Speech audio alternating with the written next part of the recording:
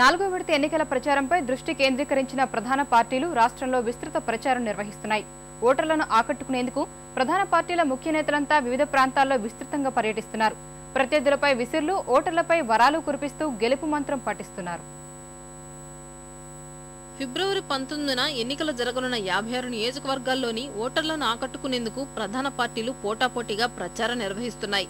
ఉత్తరప్రదేశ్ ఎన్నికల్లో ఇప్పటికే 3 విడతల ఎన్నికలు పూర్తి కావడంతో 4వ విడత ఎన్నికల లక్ష్యంగా పార్టీలు ప్రచారం సాగిస్తున్నాయి. ప్రధాన పార్టీల తరపున ప్రచారంలో పాల్గొంటున్న ముఖ్య నేతలంతా కీలక ప్రాంతాల్లో పర్యటిస్తూ ఓటర్లను ఆకట్టుకునేందుకు ప్రయత్నిస్తున్నారు.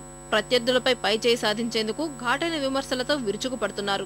కీలక రాష్ట్రం ఉత్తరప్రదేశ్ పై దృష్టి కేంద్రీకరించిన కాంగ్రెస్ యువనేత రాహుల్ గాంధీ సుడిగాలి పర్యటనలతో ఓటర్లను ఆకట్టుకునేందుకు ప్రయత్నిస్తున్నారు. రాహుల్ గాంధీ నేడు లక్నో, రాయ్బరేలీలో జరుగుతున్న పార్టీ ప్రచార ర్యాలీలో పాల్గొంటుండగా ఆయన సోదరు ప్రియాంక సైతం రాయ్బరేలీలోనే ప్రచారం నిర్వహిస్తున్నారు. కాంగ్రెస్ తరపున షీలా దీక్షిత్ కాన్పూర్, సల్మాన్ ఖుర్షీద్ కన్నౌజ్, దిగ్విజయ్ సింగ్ చిత్రకూట్, ఉన్నవ్ తదితర ప్రాంతాల్లో విస్తృతంగా పర్యటిస్తూ కాంగ్రెస్ తోనే ఉత్తరప్రదేశ్ అభివృద్ధి సాధ్యమవుతుందని, హస్తం గుర్తుకే ఓటేయాలని కోరుతున్నారు.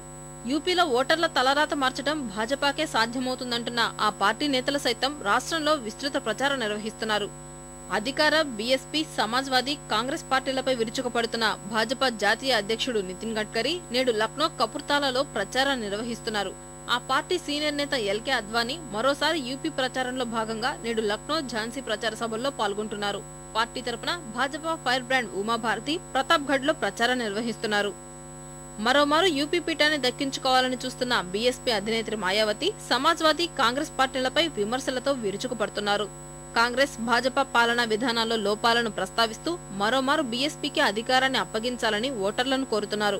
మాయావతి నేడు లక్నో, అటా తదితర ప్రాంతాల్లో జరుగుతున్న ఎన్నికల ప్రచార సభల్లో పాల్గొంటున్నారు.